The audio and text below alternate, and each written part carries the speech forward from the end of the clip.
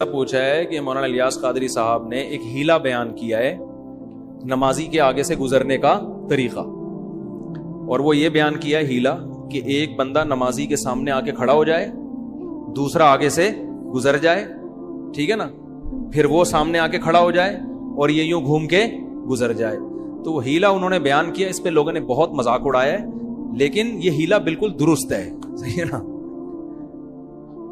ہر چیز جب تک آپ کو علم نہ ہو نا، خام خواہ میں مذاق نہیں اڑانا چاہیے۔ یہ ہیلا بالکل درست ہے۔ جو لوگ مذاق اڑا رہے ہیں ان کے پاس علم نہیں ہے۔ شریعت میں ہیلے اور تدبیروں کی دو قسمیں ہیں۔ ایک وہ ہیلے جو بنی اسرائیل کے ہیلے تھے کہ اس سے حرام کو کیا کیا جا رہا ہے، حلال، کہ ہفتے کے دن شکار منع ہے تو انہوں نے کہا جال لگا لو، اتوار کو کریں گے، تو وہ شکار تو ہو گیا نا ہفتے کو، مچھلیاں تو پھنس گئی جال میں۔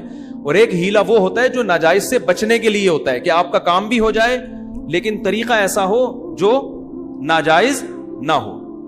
جیسے نبی صلی اللہ علیہ وسلم نے حضرت بلال کو فرمایا، حضرت بلال نے کیا کیا، جو تر کھجوریں تھیں وہ فروخت کی، اچھی کھجوریں، اور اس کے بدلے میں خراب کھجوریں لے لی زیادہ، یا اس کے بلکس ہوا تھا معاملہ، یہ ہوا تھا، یا خراب کھجوریں دی اور تر لے لی، مجھے پورا واقعہ یاد نہیں ہے، لیکن اس طرح کیا کہ ایک طرف اچھی کھجوریں تھیں، ان کے بدلے میں خرید و فروخت کا معاملہ ہوا خراب کھجوروں کا، تو خراب کھجوریں زیادہ آ گئیں اور تر کھجوریں کم۔ تو یہ جو خراب کھجوریں زیادہ آ گئیں، یہ وہ سمجھے کہ پروفٹ ہے میرا۔ بھائی جب آپ مہنگی چیز دیں گے تو سستی چیز زیادہ مل جائے گی نا۔ تو نبی صلی اللہ علیہ وسلم نے فرمایا ہوا عین الربا، یہ تو خالص سود ہے۔ تو آپ نے ان کو ہیلا بتایا جس کا رزلٹ یہی نکلا ہے، لیکن طریقہ کیا ہو گیا، جائز۔ وہ کیا ہیلا بتایا کہ یہ اچھی کھجوریں بازار میں فروخت کرو، کچھ پیسے آئیں گے، ان پیسوں سے خراب کھجوریں لے لو، وہ اتنی مقدار میں زیادہ آئیں گی، تو رزلٹ تو وہی نکلا نا، لیکن پہلے سود کے طریقے پر تھا، اب تجارت کے طریقے پر ہو گیا۔ اب یہ ایسی تجارت ہے جس میں سود نہیں ہے، کیونکہ مارکیٹ میں اچھی کھجوریں مہنگی بکتی ہیں، زیادہ پیسے آئیں گے، ان زیادہ پیسوں سے آپ زیادہ پرانی کھجوریں زیادہ لے سکتے ہیں۔ سمجھ میں آ رہی ہے بات؟ تو نمازی کے آگے سے گزرنا منع ہے۔ اگر کوئی پہلے سے کھڑا ہوا ہو اس کا وہاں سے ہٹنا منع نہیں ہے۔ صبح شام لوگ یہ کام کر رہے ہوتے ہیں کہ آپ جب نماز پڑھ رہے ہیں، سامنے بندہ بیٹھا ہوتا ہے تو سب علماء کہتے ہیں اس کے لیے وہاں سے اٹھ کے جانا جائز ہے۔ ایسا ہوتا ہے نا، ایک آدمی آپ کے پیچھے سنتیں پڑھ رہا ہے، آپ وہاں سے اٹھ کے کیا کرتے ہو، چلے جاتے ہو۔ تو منع نمازی کے سامنے سے ہٹنا نہیں ہے، منع کیا ہے، گزرنا۔ گزرنا اسے کہتے ہیں کہ ایک طرف سے آؤ اور دوسری طرف سے نکلو۔ تو اب وہ جو الیاس قادری صاحب نے ہیلا بتایا ہے وہ فقہا نے بیان کیا اور بالکل درست بیان کیا ہے کہ آپ گزرنے کے عمل سے بھی بچ جاؤ گے لیکن آپ دوسری طرف چلے بھی جاؤ گے، کیونکہ سترا اگر کوئی آڑ سامنے ہو تو پھر نمازی کے آگے سے گزرنا منع نہیں ہے۔ تو اس کا یہی تدبیر ہے، یہی طریقہ ہے کہ آپ کو اگر کہیں جانا ہے اور آپ نمازی کے آگے سے گزرنا چاہتے ہیں تو ایک آدمی نمازی کے آگے کھڑا ہو جائے، یہاں گزرنے کا عمل نہیں ہوا، یہ سترے کا کام دے گا، دوسرا وہاں سے کیا کرے، گزر جائے۔ اب جب یہ گزر جائے گا تو اس کا گزرنا کیا ہو گیا، جائز۔ یہ واپس نہیں ہٹ سکتا کیونکہ یہ یہاں سے آیا ہے، یہاں سے آ کے اگر ادھر جائے گا تو اس کا عمل بھی کیا کہلائے گا، گزرنا۔ یہ کیا کرے گا، وہ والا نمازی، وہ والا بندہ جو اس کے آگے سے گزر کے گیا ہے، وہ اس نمازی کے سامنے آ کے کھڑا ہو جائے۔ نمازی کے سامنے آ کے کھڑے ہونے کے ناجائز ہونے کی کوئی دلیل نہیں، اس طرف رخ کر کے کھڑا ہو جائے نا، کوئی دلیل نہیں ہے۔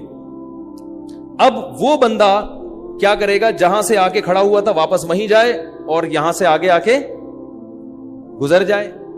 تو اس گزرنے کے بھی ناجائز ہونے کی کوئی دلیل نہیں ہے کیونکہ یہ سامنے کیا ہے، سترا ہے۔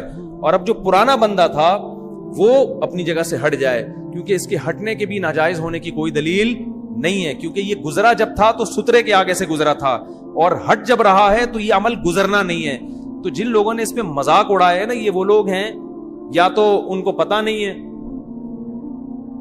میں نے بتایا نا علم کی گہرائی نہیں ہے، تو کوئی بھی کسی کا کسی بھی ٹائم پہ مذاق اڑا سکتا ہے۔ الیاس قادری صاحب سے مجھے بہت سی چیزوں میں اختلاف ہے، کہ ایسا نہ ہو کہ آپ کہیں کہ میں بھی ان کو پیر مرشد مانتا ہوں، وہ ان کا اپنا ذاتی مسئلہ ہے، وہ ہمارے بریلی حضرات جو مانے وہ ان کا ہیڈک ہے، لیکن یہ جو مسئلہ بیان کیا ہے یہ بالکل ٹھیک بیان کیا ہے۔ اس میں یہی ہیلا ہے، یہی تدبیر ہے جو فقہا بیان کرتے ہیں، اور اس میں جو یہ کہے نا ناجائز ہے تو آپ اس سے پوچھا کریں یہ کون سے اسٹیپ پہ ناجائز ہے، اس میں کون سی چیز ناجائز کیا ہے اور اس کے ناجائز ہونے کی دلیل دو۔ کیا نمازی کے آگے دوسری طرف منہ کر کے کھڑا ہونا منع ہے؟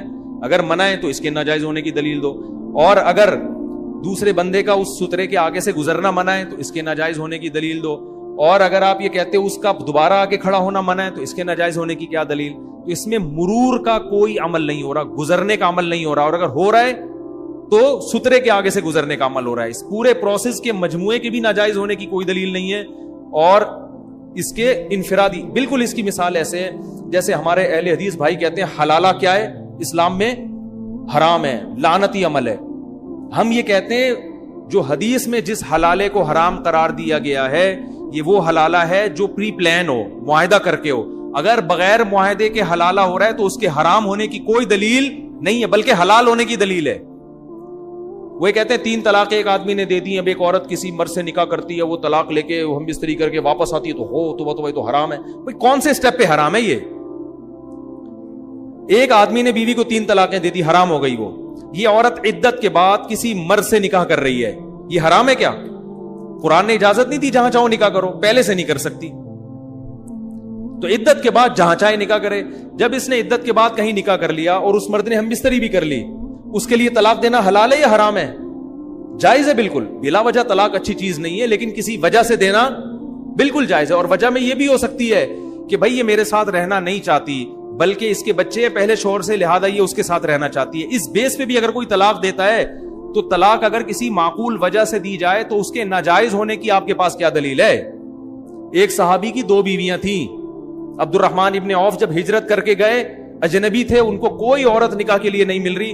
ان صحابی نے عرض کیا کہ ان صحابی نے فرمایا کہ میری 2 بیویاں ہیں, آپ کو نکاح کے لیے کوئی عورت نہیں مل رہی ہے, میں اپنی ایک بیوی کو طلاق دے دوں گا, آپ عدت کے بعد اس سے نکاح کر لیں. بات آ رہی ہے سمجھ میں؟ یہ انصار صحابی تھے. تو عبداللہ بن عبد الرحمن ابن عوف رضی اللہ عنہ, انہوں نے فرمایا کہ نہیں اس کی ضرورت نہیں ہے. کچھ دنوں میں ان کو رشتہ مل گیا. تو نبی نے تو یہ نہیں کہا. ایک صحابیہ, بخاری مسلم کی حدیث ہے, نبی صلی اللہ علیہ وسلم کے پاس آئیں کہ میرے شوہر نے 3 طلاقیں دی تھی, میں نے فلاں سے نکاح کیا لیکن وہ ہم بستری پر قدرت نہیں رکھتے اور میں پہلے شوہر کے پاس جانا چاہتی ہوں, کہ تو کیا میں طلاق لے کے جا سکتی ہوں؟ آپ نے فرمایا نہیں, جب تک وہ ہم بستری نہیں کر لیتا آپ پہلے کے لیے حلال نہیں ہو. تو ان صحابیہ نے جو یہ کہا تھا کہ میں طلاق لے کے کہاں جانا چاہتی ہوں؟ پہلے شوہر کے پاس. تو نبی نے تو یہ نہیں کہا کہ یہ تو حلال ہے, یہ تو غیرت کے خلاف ہے, یہ تو بالکل غلط کر رہی ہو. بھائی عورت کو اگر معقول وجہ سے مرد طلاق دے دیتا ہے تو اس کے ناجائز ہونے کی کوئی دلیل نہیں ہے. عورت کا نقصان ہی نہیں ہے, اس میں فائدہ ہے بلکہ. تو اس کو پرانا میاں یاد آ رہا ہے, بھائی چھوڑ دو. اگر چھوڑ دے تو فقہا قرآن و سنت کو زیادہ سمجھتے ہیں. فقہا کہتے ہیں ایسی صورت میں چھوڑنا نہ صرف جائز بلکہ باعث ثواب ہے, کیونکہ اس طلاق میں عورت کو کیا پہنچایا جا رہا ہے؟ فائدہ پہنچایا جا رہا ہے. اس کے ناجائز ہونے کی کوئی دلیل نہیں ہے. پھر جب اس دوسرے میاں سے عدت عورت کی پوری ہو جاتی ہے تو اس عورت کے لیے جائز ہے دنیا میں جس مرد سے چاہے نکاح کرے. اگر کسی اور مرد سے نکاح کرنا غیرت کے خلاف نہیں ہے, لعنتی عمل نہیں ہے, تو اپنے پرانے والے سے نکاح کرنا کہاں سے لعنتی عمل ہو گیا؟ بلکہ وہ تو قرآن کہہ رہے 3 طلاق کے بعد جب دوسرا میاں اگر طلاق دے دے تو فلا جناح علیہما, عورت کے لیے بالکل جائز ہے کہ وہ اپنے پہلے مرد سے نکاح کرے. تو ہم اہل حدیث بھائیوں سے پوچھتے ہیں اس میں لعنت والا عمل ہو کہاں رہا ہے؟ اس کی کیا دلیل ہے؟ کون سے اسٹیپ پہ بغیرتی ہو رہی ہے؟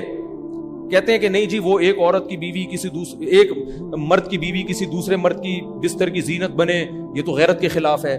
یقیناً ایک مرد کی بیوی جب کسی دوسرے مرد کے پہلو میں جائے گی تو یقیناً غیرت کے خلاف ہے. لیکن جب ایک مرد نے 3 طلاقیں دے دی اور عدت بھی پوری ہو گئی تو اب یہ اس مرد کی بیوی ہے نہیں. اس کو یہ کہنا گھما کے اس کی بیوی کو اس کے پہلو میں جا رہی ہے تو بھائی اس کی کم بخت کی ہے ہی نہیں ہے. جہاں چاہے جائے, یہ اس کی تھوڑی ہے, یہ جس مرد سے چاہے نکاح کرے گی, اس میں کون سا غیرت کے خلاف ہے؟ تو جب وہ چلی گئی اس کے پاس, اس کی بیوی ہے ابھی, اب اس کے پاس نہ جانا تو غیرت کے خلاف ہے, جانا غیرت کے خلاف نہیں ہے. پھر اس کی مرضی رکھے یا چھوڑے. اگر وہ چھوڑ دیتا